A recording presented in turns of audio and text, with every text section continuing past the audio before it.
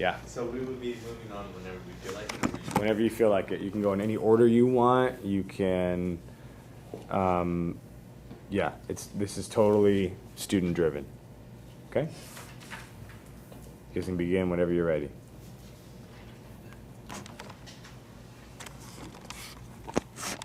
Which question do we start on first? What is ideology and how does it function? Anybody want to start off? I said that ideology, I try to put it in my words and not just take it straight off the paper. I said ideology is an inescapable group of ideas and beliefs grasped from past experiences based on system, class, or government. I say that ideology is just a set of ideas and beliefs people use to better make sense of the world. I agree with Maya. That's kind of a little bit of what I said. It's like what one thinks and believes, like their own ideas. Like I remember the first paragraph you said, or the second one, ideology is that it is endowed with a structure of functioning such as to make it an historical reality. So like ideology has always been around, like always.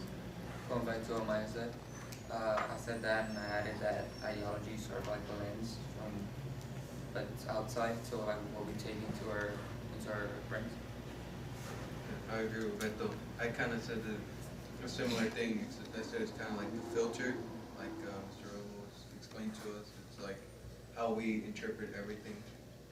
Ideology, like it makes everything that we see kind of easier for us to interpret in a way.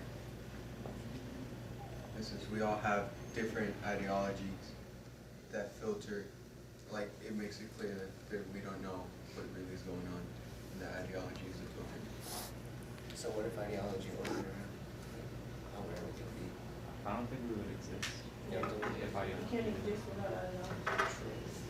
Ideology has a history. But ideologies do have history. They like think about religion. Like a group was made somehow.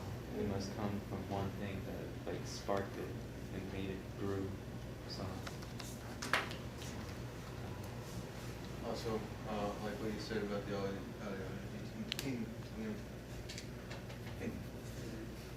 language is also part of it. So even then we couldn't communicate with each other.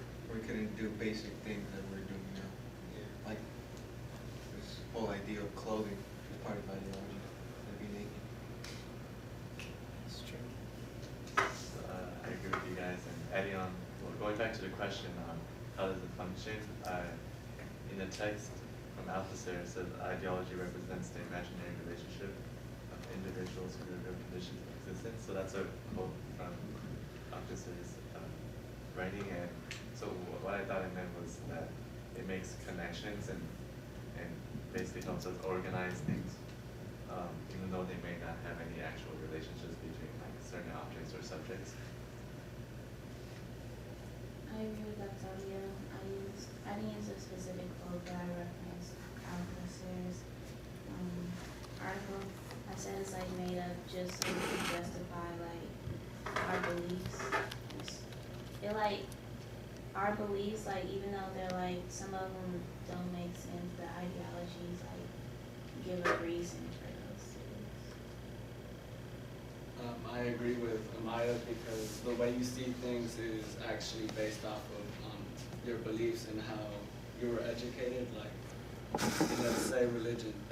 Religion could alter the way that you start thinking about things from a little age. Like you could think of like a way in which the religion has taught you to do either good or bad. And it really alters the way you see it because one person could see it one way and you could see it another based on who taught it and how they learned it. Edgar, right? Yeah. Okay. Anything else? You guys want to I kind of want to agree with Edgar. I feel that I should add on by saying that we are taught about ideology and how things work by our parents, I guess, because they were always there since we were born, and even before they were really born, I guess. Just that. I have a question. So, like, before we were already born, or ideology still? Like, or no? Yeah, like when you're in the womb, your parents might think you're like, call you a boy or a girl. It's part of ideology. So idea of genders.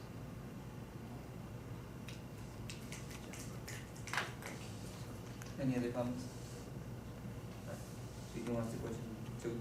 It says, in your opinion, which ISAs or RSAs are necessary, and which could we get rid of? Why?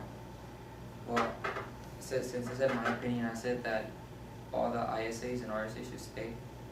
And textual reference, it said a small mass in a small church, a funeral, a minor match at a sports club, etc., etc. I think that all needs to stay in order for society to function. Because say we take out a small mass in a small church, take that IS out, and there will be like people who who feel left out. And if we take RSAs, then there wouldn't be any law or order in society. And I feel that that's necessary, not to control people, but to make sure that everything's run smoothly. Kind of agree, but I also want to disagree. I agree that the RSA should stay because they keep us from they control us and make sure that we don't do anything wrong. But some ISAs, I feel like they should leave now. Like before they were okay to have, but now I feel like they're unnecessary, such as political groups and churches, because political groups can often alienate other people. And that would cause a lot of problems. And then churches, mainly because of religion, like many problems in the world is caused by religion. So I feel like these two aren't necessary. So how you said get rid of political groups. So how do you choose congressmen and presidents if there's no political groups? I wasn't sure about political groups, but I feel like sometimes they alienate them out. So I feel like there should be more people somehow just trying to get involved, or some way of them trying to get more people to be in the group. Alright, so you said we should get rid of church, right? And like religion. Like what types of problems do they cause? Like religion can cause many problems. Like in the Middle East, there are problems with like Jewish religion and Muslim religion. Like problems caused there, and then many problems. Well, that's the only one I know of, so like that comes to mind right now. And then, but sometimes there is Islamophobia in America, which is like being scared or like not like really worried about Islamic culture being in America. I said that it should be a good balance of both. It's definitely needed because I say influences like how you should act, and the RSA enforces like what you should do. And it's like an example I found is like if someone is like telling you ISA to like go to school, but they don't tell you why to go to school. They say go to school, and then but if they don't tell you like go to school because A and B will happen, then you'll be like confused and you won't do what you're supposed to do. I disagree with Courtney completely because I think that I don't disagree completely. It's just I think that all the ISAs should stay and some of the RSAs should leave, like police. I think that like the army should stay. Like I think it should be like a bigger like central protection, not like specific police like in every city trying to control everybody. And I think the government should stay because it helps it helps make like you said like how to elect people or something. It helps make that easier and more clear. So I think that some of the RSAs are really good, none of the ISAs. Yeah, building on what Maya said, I feel like religion should also stay because religion has been around longer than some countries, and some countries are based on religion. Like there are countries in the Middle East, like the whole population is of one religion. So if we take away the religion, what are they now? Are they a country or are they just a group of people? I disagree with Beto. I feel like the main purpose of religion. Alright, like you said, just because it's been around forever doesn't mean it should stay around forever.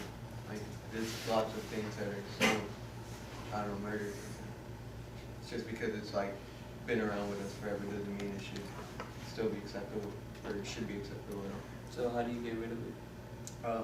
We don't, we just can't get rid of religion, which is saying that we'd like maybe, but like the main point is from like the Free Thinker article that we read like a while ago in the summer. It said that religion is like used to keep the lower class down. For example, they tell you if you do all this good stuff, everything, you'll go to heaven or whatever, you know. And so like we let the rich treat us like crap. We let everyone treat us like crap because in the end, we're nice, so we're gonna go to heaven. It doesn't matter if everyone's doing better than us. We're gonna go to heaven. It's just they use that as like so we don't revolt. We don't fight back because we think we're gonna go to heaven.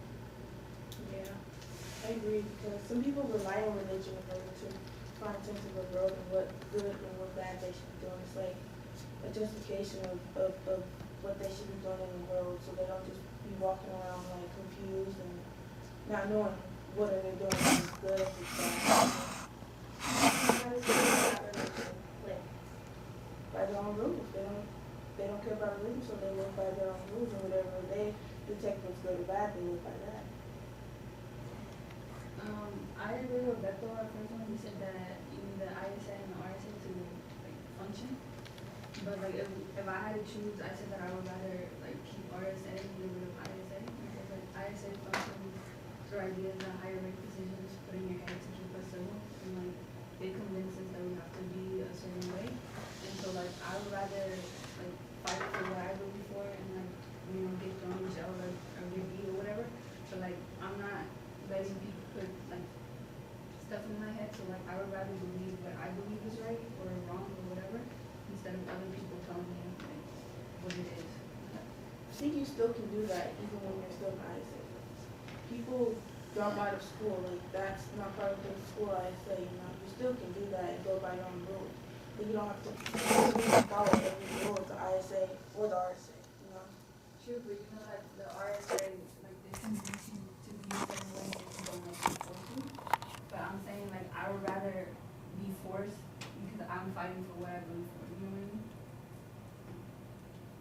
I mean? So like you said, get rid of ISA completely, right? So that means like. Like not completely, but like if we had to choose, I would rather have it. So like you would get rid of family, ISA, culture, ISA, everything like that? I mean, yeah, because that's like I said, like religion, it tells you how you have to be, like you have to be good like, in order to go to heaven. But like not necessarily you have to be always good. Like what if I want to like act up and still go to heaven, you know what I mean? And family? And family, well, like everyone's family is different, you know, like so I would rather just follow my own path than my family's. I disagree with Davey because I feel like in the terms of religion, like you saying you want to do everything like by yourself from what you believe, but like when we say religion, it's different types of religions. Like we're not just saying like everybody's Christian. Like not all religions believe in the same thing. So I feel like you should keep it religion. We have 8 minutes left. Do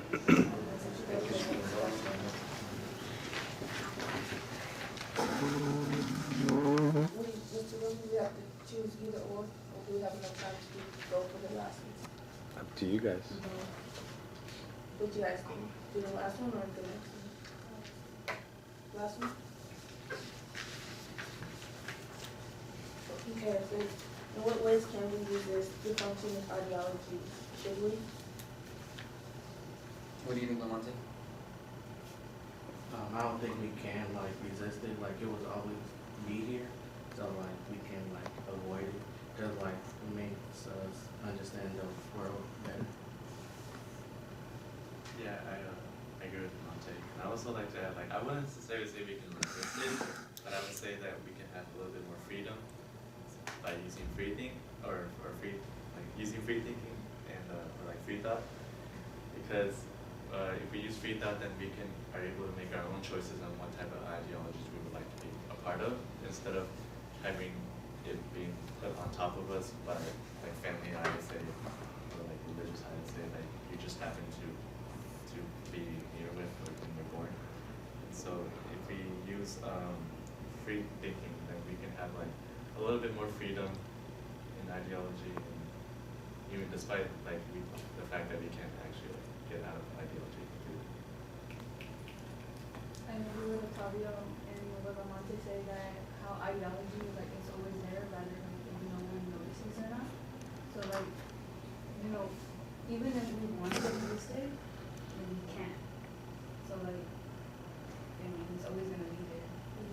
I agree with you guys. I said that we could possibly take a step back and try to constantly rebel against every ISA and ISA there is. So sooner or later that's going to be tiring. And either way, you're still already in it, or you'll have to step out of that ideology with the ISA or ISA and step into another. You're always in ideology no matter what.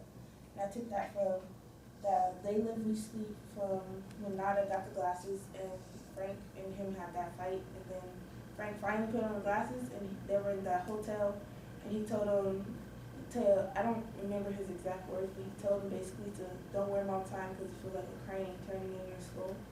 So like either way, it's going to hurt you or not, and it doesn't matter really. You're still in it no matter what.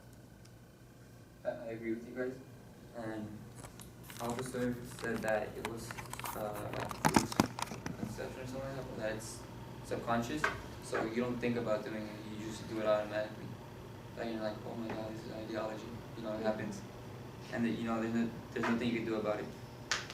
Yeah, like when you blink or when your heart beats, you don't tell like blink, blink, blink.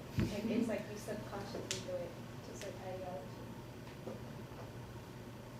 I agree with Antonio and Beto, like you shouldn't just fight it. I mean, it's already here, so might as well just put it how you want to.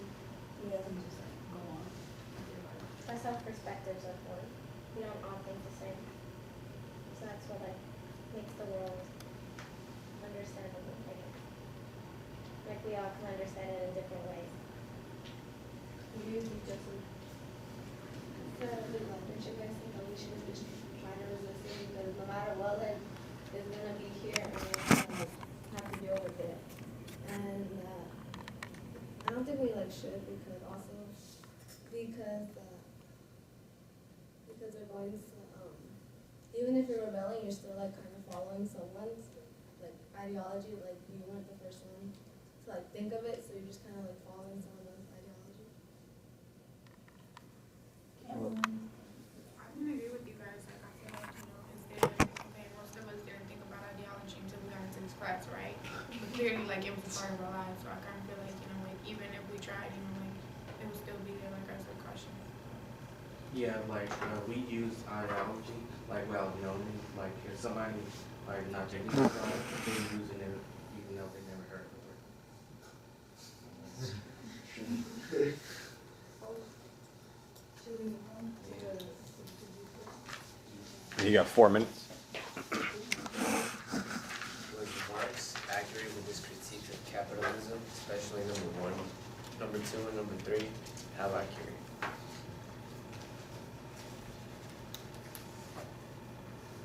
I said yes, he was mostly accurate, because for the second one, he was talking about how it creates alienation, and I feel like it's because like people, they only work for their own gain, so like they're not gonna get in a group and try to work and try to make everybody like succeed.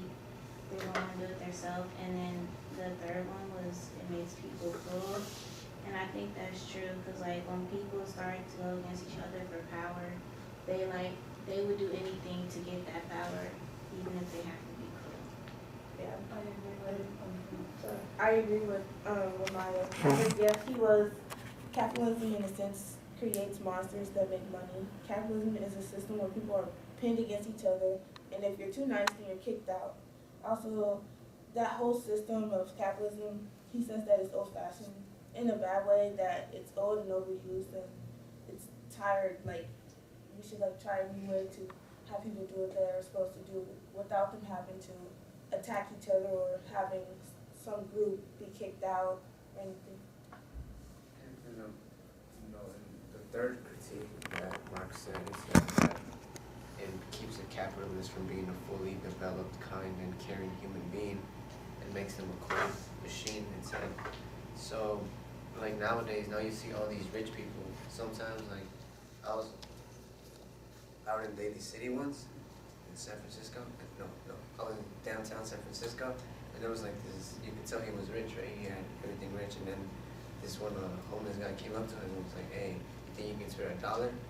And the man was like, no, get out of here, like, go work. Like, I mean, it's kind of cold, you know what I'm saying? So, I think he is accurate when he says about. I see both you guys' perspectives, but I said that capitalism also like brings out a lot of generosity in people. Like people who have a lot of money to spare, like who are billionaires, they tend to have their own organizations that help people in need. So I think there's a like a mix of